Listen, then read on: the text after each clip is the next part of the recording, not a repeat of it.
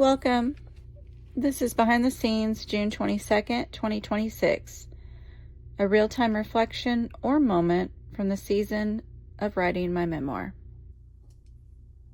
Today I was getting ready to sit down and watch a movie when I felt drawn to Genesis 44.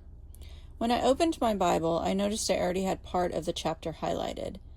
As I kept reading, though, a few verses completely caught me off guard. Genesis 44 talks about Joseph's silver cup.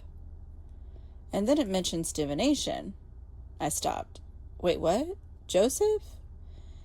Is this the same Joseph who continually gave God the credit for interpreting dreams?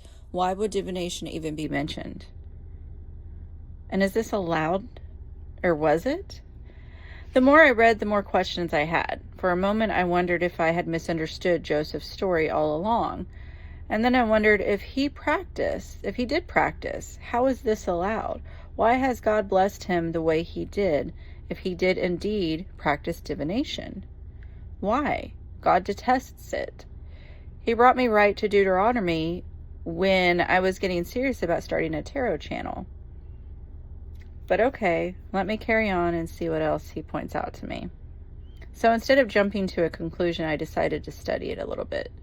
As I dug deeper, I discovered something I hadn't considered before. Many Jewish and biblical scholars believe Joseph wasn't claiming to practice divination at all. He was speaking as Egypt's governor. His brothers believed he was an Egyptian ruler, and rulers in Egypt were associated with practices like cup divination. Joseph was maintaining his disguise while testing his brothers. Throughout his life, Joseph consistently pointed people back to God. Even when the Pharaoh asked him to interpret dreams, Joseph didn't take the credit. He said, "It's not in me. God will give Pharaoh the answer." That changed the way I looked at Genesis 44. It also reminded me of something important. Sometimes one verse can raise a question, but the larger story provides the answer.